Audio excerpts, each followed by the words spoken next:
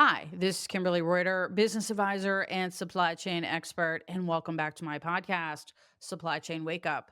And we are back for our monthly dose of Steve Haas with the math behind the magic and telling us what's going on with retail and e commerce and all the fancy money stuff that none of us understand.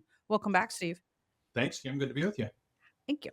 So today we're going to talk a little bit about what we call direct to consumer, right? People, brands selling direct to their end customer, which is different than going into retail stores, right? Yep. Okay. It's been growing over the last decade or so and definitely still getting momentum. So let's back up a little bit for the audience. So direct to consumer, DTC, direct to consumer is when a retailer cuts out all the middlemen and says, I'm going to start interacting with and selling directly to my customer. When And a brand cuts out the middleman. yeah, the brand cuts out the middleman. Yeah, you're right. The brand cuts out the middleman and says, I'm going to start selling directly to the customer. So let's use Yep. Gucci as an example. Yep. Gucci 10, 15, 20 years ago, if you wanted to buy a Gucci, you had to go to one of five Gucci flagship stores around the world, Yep. or you had to go to a Nordstrom, Yep. Bergdorf's, whoever carried Gucci, an actual retailer, Yep. talk to the Gucci salesperson there, and that's where you bought your Gucci's. Yep. Today, you can go on Gucci.com and you can get anything you want and you can have it shipped to your store.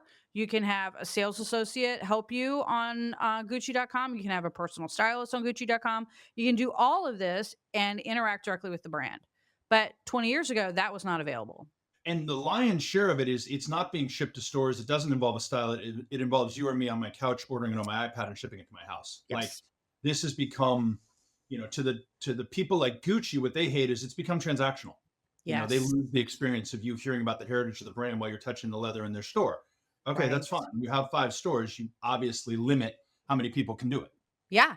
But So, it has expanded their reach, right? So it used to be that in order for you to even get access to these brands, right, you had to be within proximity of a store that sold it or be financially wealthy enough to travel to the location in order to actually look at the stuff. yeah, I mean, it's definitely an evolution, I would say, over the last 10 years, I would say. Okay. So along comes the internet. And in the beginning, the Gucci's of the world were, and let's move off of Gucci because this Okay. is really a new brand. This is Levi's. This is everybody from Levi's to Gucci Perfect. and everybody in between. Yeah, But it's a great example. let's take Nike because Yep. they'll be part of this conversation in a big way. Yeah. If you wanted to buy Nike, you could go off to any one of your stores, and that's what you did. Now, Nike not as hard to find as Gucci, obviously, but you had to get in your car. Okay, along comes the internet, and now I can buy Nike online. So Nike, who up until now opening stores probably wasn't something they were great at. They were really good at making shoes. They were not good at signing leases and managing staffs and Yeah. allocating inventory and all that. Retailers make better retailers than brands do. And there used to be, just to be really clear, there used to be a lot of punitive actions that retailers would take. If a brand came along and said, "Hey, we just so when I was at Macy's or Nordstrom, we're opening a store in the mall," a Tommy Bahama comes along and says that, we Yes. take that very personally and we might actually pull out of that store. Like, hey, we're your retail partner, we're your distribution point. So there was this push pull. Then comes the internet, and all of a sudden the customer doesn't have to get to the store. So you've still got the same dynamic, except what happened now is the retailer looked at this and said, well, okay, I'm still not really good at selling to customers yet. This internet thing's interesting, but I got my stores and that's how I'm going to sell to them. The retailers forced their hand on something that came back to bite them. The retailers, because they didn't want to carry all the inventory, said, hey, I'll put your stuff on my site, but you need to be prepared to drop ship it. Meaning I'll take the order, but then you ship it directly to Kim. And then you ship Yeah. one to Steve and you ship one to Mary. So instead of shipping in 10,000 boxes to Nordstrom, you ship one box to 10,000 customers. Yeah. Got it. Well, now the brand looks at this and says, wait a minute, instead of doing that for them, why don't I just put up my own website? I don't have to sign leases anymore. I don't have salespeople. I don't even need stores, and I can be super competitive overnight. I can take a fraction of what I put into managing a fleet of locations and get a kick-ass website built and Yep. build some back end that, by the way, the retailers already kind of forced me to do, which is a single pair of shoes to a single customer. Yep. And now they're not only up and running, but they're a super viable competitor in Nordstrom. Hmm. They don't edit the offering. the buyer didn't pick and choose. If you want to see the world of Nike or Gucci or anybody, go to their site Yeah. because that's going to be the broadest assortment. And in a lot of brands, could go back to your Gucci example, the price is the price is the price. There is Oh, no it doesn't variation. matter. So Yeah. if I want to see it all, Mhm. I should look at Gucci, and if I'm comfortable buying from them, because I don't think I want to, I don't need to drive back to a store to return it ever. I know exactly what I'm getting. Just buy it from Gucci, you Yeah. know. So So let's talk about it's that a little bit about how the selection happens because this was something that was very interesting to me when I started learning about retail and especially how like companies like Nordstrom who offer a curated selection work, right? Cuz that's what Nordstrom is all about is you're trusting us to go out to the market and find for you what we think is going to make you look the most fabulous and the most fashionable for the next season. So yep, when the merchandising team goes out so let's take another brand as an example. I don't want to keep picking on all the same brands, but Rebecca Minkoff comes to mind. sure, The merchandiser goes to Rebecca Minkoff. She has a catalog for spring that's probably what 3 or 4 thousand items. sure. Yeah, Whatever it is, it's way bigger than what you're going to see at Nordstrom. it's Yep, way bigger. And so, but the merchandising team goes in and they go, you know what? Nobody's going to wear that. Nobody's going to wear this. We don't yep. think this is a good sell. This doesn't represent us. This doesn't represent our customer. We don't want that. We don't want this. And maybe they walk out of there with maybe 20 or 30% of the total selection. Yeah. I mean, Yeah. yes, to everything you said, they probably start out with they start out with how much they're going to sell, Yeah. meaning I'm going to sell $10 million of Rebecca Minkoff, and I have a reasonable expectation of productivity per item. Yeah. Great. So now I know I can come in and buy 250 items. Yeah. Okay, well, Rebecca Minkoff may have 1,000. Yeah. And that push pull always exists of the Yeah. brands. Well, gee, you'd sell more if you had more. And Yeah. We I want you to sell it yeah, all. And yeah. everybody is my answer as a merchant and all Yep. this. So you're Yeah. going back and forth, but the brand says, fine, I get my own site, RebeccaMinkoff.com. There's all Yeah. 1,000 things. Yeah. And by So the we're, way, when yeah. you go to They my don't, site, you're not yep. looking at other jewelry. You're not looking at other handbags. Yeah. I get to put videos in there about the heritage of it and Rebecca's story of a entrepreneur and all that. I'm not Not looking sharing for space. yeah, I'm not sharing Yeah. mind share. I get your undivided attention on my brand. Yeah. Um, and it works if the customer knows what they want. The Yes. beauty of the department stores, it's, thousands of brands under one roof and you get this discovery and all that. Yeah. If I'm buying a pair of Nikes though, I don't want to trip over a bunch of crap on the Nordstrom side. I might just go to Nike, Yeah. Once or you I have your know brand loyalty, once you know your brand, once you're like, this is my brand, these are the shoes that I run in, I always wear the triaxes, whatever it is that is your thing, you're yep, right. You now have the option to go directly to the brand, buy directly from them, get the freshest colors, get the freshest styles, and a lot of times get really good deals because that's another thing is that the direct to consumers have figured out how to game it. yeah, the thing I would tell you, so there's a couple of huge benefits for the brands that I'll Yeah. give you in a second. The things they have to be careful of, and I've sat on the wrong side of these conversations with brands a lot. Number one is when the brand became a retailer and there's inventory in short supply, who gets it? Whoop. Oftentimes you would hear, well, we need to protect our website. And you're like, whoa, whoa, whoa, whoa, hold on, hang on, hang on. Oh. Yeah, that doesn't work well for me as a retailer who helped put you on the map or help be your point of distribution until you discovered this new thing. Yeah. The other thing that a retailer violently objects to, especially somebody like Nordstrom, who wants to sell everything at full price, is if I get undercut on price by the brand themselves. Like, if I'm Nordstrom, I strategically partner with brands who want to sell at full price. And I'm going to bitch at you when Saks or Neiman's or Bloomingdale's runs a discount. The only thing worse than those is when the brand themselves kills me. And it Yes. happens. So if you give me equal footing on access to brand, access to product, and you don't screw me on price, Yeah. as a retailer, I really don't have a gripe. Like I do, I might not like it, but you're treating me fairly. Yes. When you and I have definitely seen brands work their way out of a retailer by screwing up one or both of those things on a regular basis to where you just say, hey, I'm not going to compete with the brand itself. Like I got enough problems matching what Bloomingdale's and Neiman's do. I'm not going to fight, XYZ brand.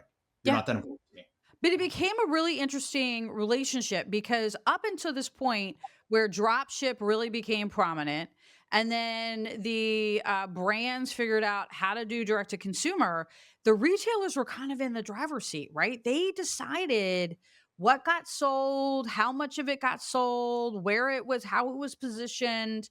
Like they were kind of reliant on the retailer to make those decisions, weren't they? Yeah, it definitely shifted the balance of power. Yeah. The brand didn't really have a way to say that, Rebecca Minkoff, item number 500, you got to try it. It's going to sell. Now they go, hey, dumbass, it's selling. You need it in your assortment.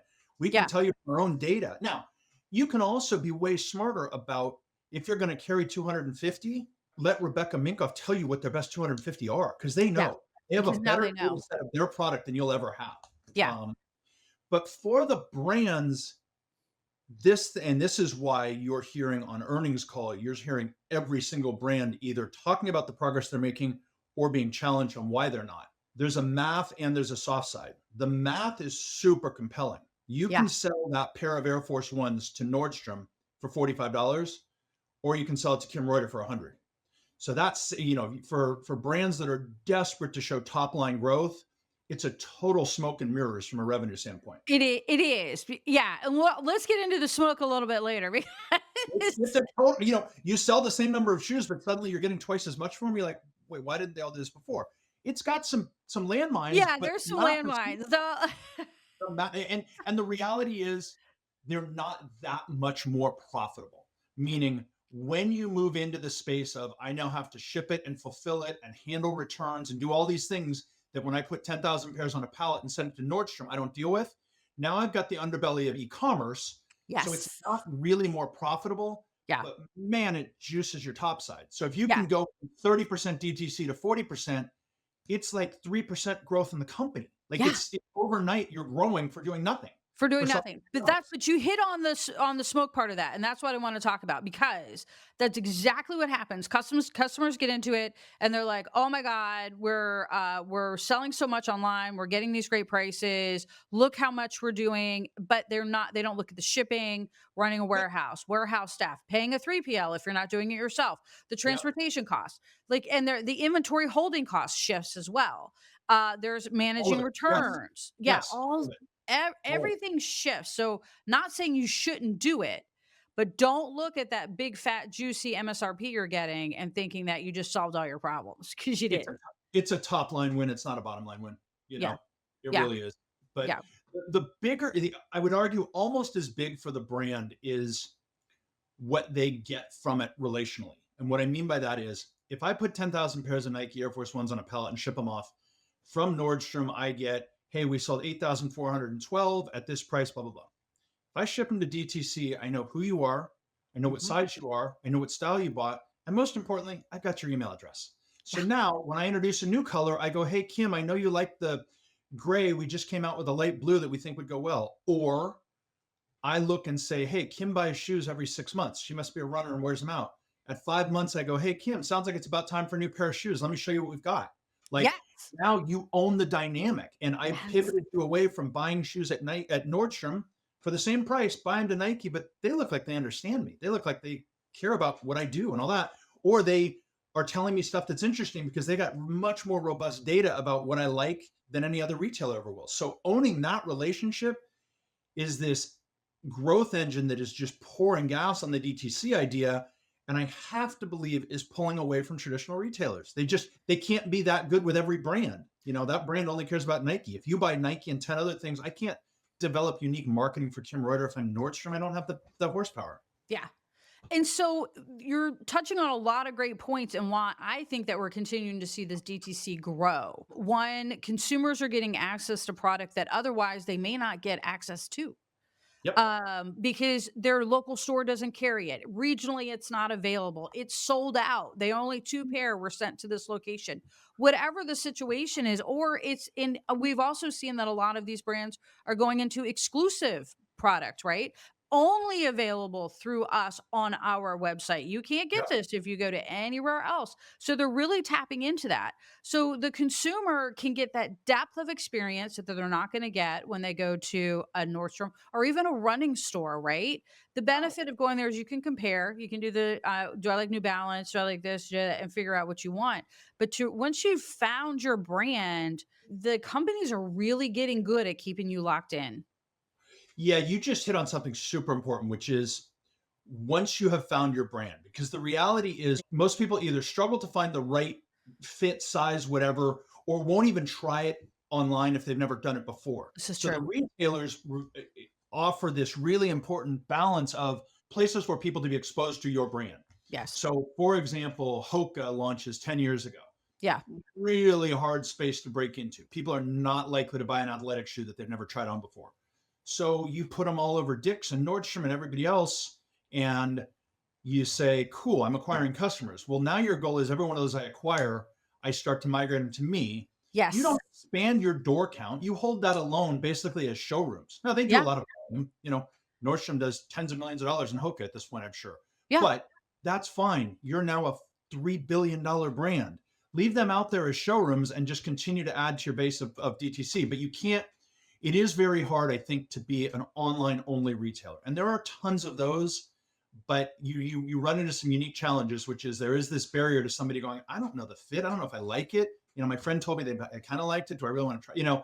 Yeah. So the first one being bought physical and then every future one DTC is kind of the goal of every brand. Yeah. And it's kind of where I think people are headed as well. So, what are some of the other advantages for the brands? One, they're getting all their customer data, right? So, they're actually connecting directly to their consumer. They know Yep. where they are, they know when they're shopping, they know who they're shopping for, they know everything about them. They Yep. know what triggers them, right? They know, do they respond to sales? Do they respond to this? Do they respond to emails? Do they Yep. respond to prompts? Yep. They're getting a higher price point, right? Yep. Well, you also get into you start to develop a higher level of stickiness with the customer. And what I mean by that is when you come to my landing page, if you go to Nordstrom and look at Hoka, you get a bunch of shoes. Great.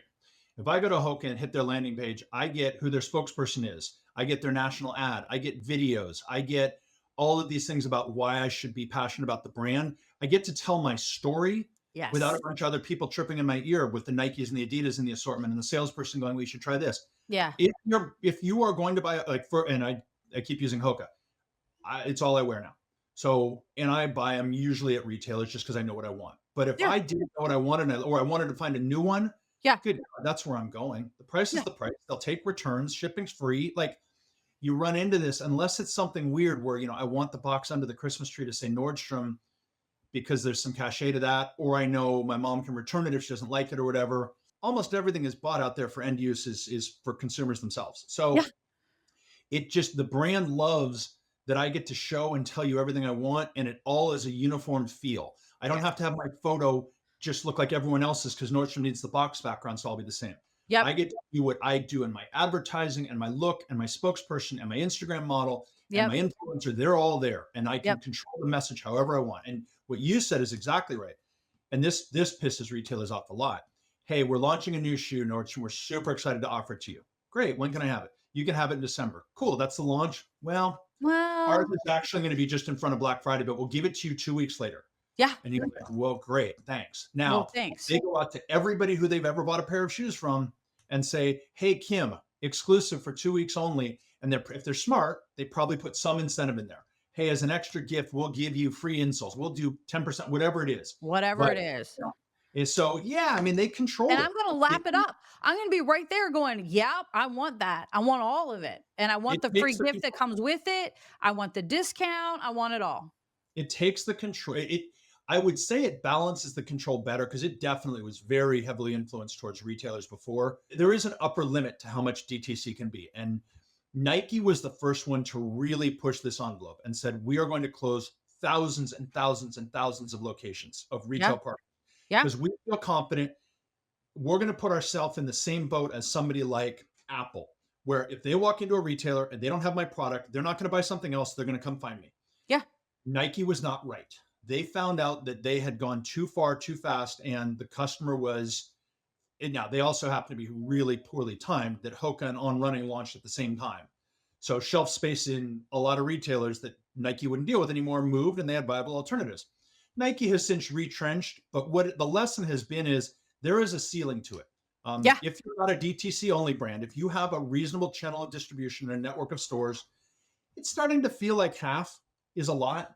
If you could be half DTC, now go back 15 years, they were 5, 10, 15% because it was a bunch of stores and maybe they had a cobbled Oh, together yeah. website. A lot of them are 30, 40, 50% now, or a Yeah. lot of them have a 3 to 5 year aspiration of getting to up to half. Yeah. They're not going to do that by closing doors. They're going to hold their retailer part here and just grow their part. So their DTC penetration gets up near half. And that's probably a really good balance from a profitability, and an exposure and a store count and all that, that feels like a good spot for them to be. It's a good spot. So there are some risks though. So what do brands need to know? Not retailers, what do brands need to know when they want to jump into this space? One, you may risk your relationship with your retailer. Yeah, understand what you have to do for the retailer to feel like you didn't screw them. Yeah. Don't undercut them on price, or if you're Yep. going to put something on sale, just be transparent. Yep. And number two, when desirable goods become scarce, treat me fairly. Yes. Treat your retail outlet like a normal account and say, hey, Nordstrom, we're shorting everybody. We're Yeah. 30% short. So you order 10,000, you're going to get seven.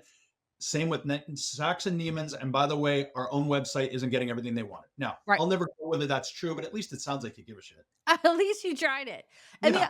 the other thing I would add for that, because I'm an ops girl, is you really need to understand what goes into actually running and doing fulfillment from your own website. It is not as easy as it looks Yeah. What I don't know, Kim, is how much different it is than dropship. if they're And already what doing if dropship. Yep. you had dropship up and running, you were already taking reverse logistics. You were already owning the inventory, meaning the carrying cost. Yep. So You're yeah, doing fulfillment. let's say dropship was 30% of your wholesale. Yeah. Great. Half your business is wholesale, 30% of that. So 15% of all your business is DTC or Yep. is dropship. Yep. Now, if you layer in half DTC and 15% there, now you're at 65%. Those expenses become real. And if it was hey, we can afford to do DTC when we have all this other, but now it's a little like when designer blew up and you're like, I could afford for it to be small, but when it got big, it actually hurt. Yeah. I think there's a little bit of that brands are struggling with of, oh shit, I did it as a favor to get some top line, but now it's half my business is coming out of me shipping one box at a time. Yeah. And they're being forced to get really, really good at supply chain and operational things. Yeah. Because when they started out, something that cost 1 cent that wasn't optimized, right? And they were only sending 1,000 packages, they didn't really care. You start sending 100,000 packages and it costs a penny, now you care because it's $100,000 instead Yeah, of $10,000. Yeah. and you've got to optimize it first of all. But what you find is people like Nordstrom who are really, really good at e-commerce and fulfillment still struggle with online margins. There is a They do. ton of hidden expenses in there Yeah. that in order to be competitive, whether it be free shipping or free returns, and we're seeing a lot of that changing now. More, I think over half the sites now, half the brands and retailers charge either for shipping or returns or both. Yeah. There was this heyday where, and Nordstrom's one of the few that still doesn't, free shipping, free returns all the time. That was the price of admission. Yeah. Why all these online only retailers were going under. It was one of a million reasons. So Yeah. now to be profitable, like, hey, I can't just give the farm away. So they're Yeah. trying to tighten up, but you also have to be competitive. And it's, you've got Amazon out there who does everything for free and delivers it 20 minutes after you hit order. And, it's like, it's very hard to be competitive. It's hard to compete with that for sure. Yeah. Absolutely. All right, Steve, great conversation today on brand selling direct to consumer. What's happening with the DTC market? Why do we see more luxury brands and just brands in general reaching out directly to the consumer? We're actually seeing it in food, it's in consumer goods, it's not just in luxury. I know we talk about a lot of luxury and fashion here, but it's everywhere. Johnson and Johnson is doing it, like it's everywhere. It's a drug that once you get on as a brand, it's hard not to try to at least pursue it and understand where you can fit into it. Because it is not apparel only. It can be just about everything. Anything. Yep, Yeah. for sure. All right. Thanks, Steve. And we will talk to you again in our next month when we talk more about what goes on behind the curtains with finance and magic and retail and e-commerce because nobody knows, right? Thanks, Kim. All right. Bye.